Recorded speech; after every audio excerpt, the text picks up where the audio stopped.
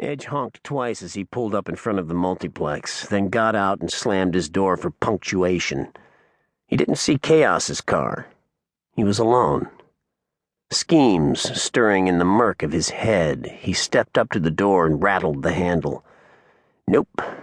Chaos was too smart to let anyone plunder his goodies.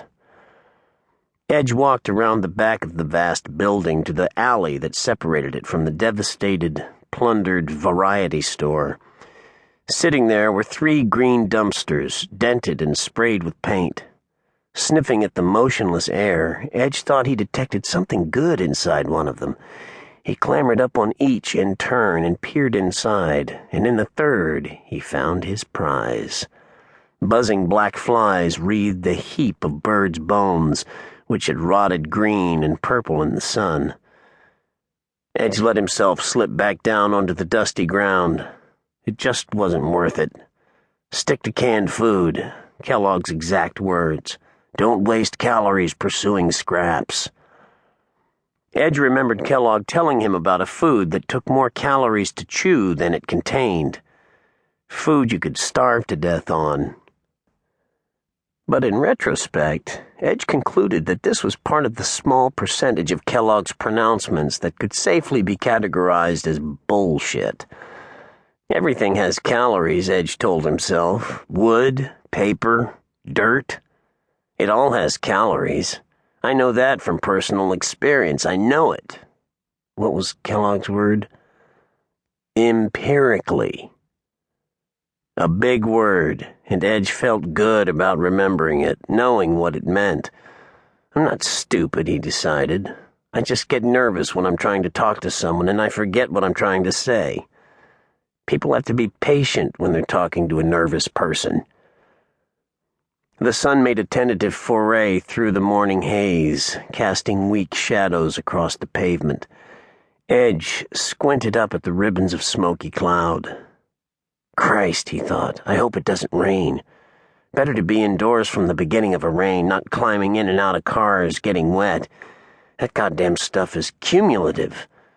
Builds up.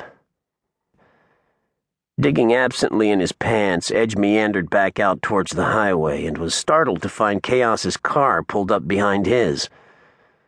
Chaos got out, a heavy plastic bag cradled in his arms, and glared at Edge. Edge stepped up, almost dancing. Hey, Chaos, he said. Want me to get the door?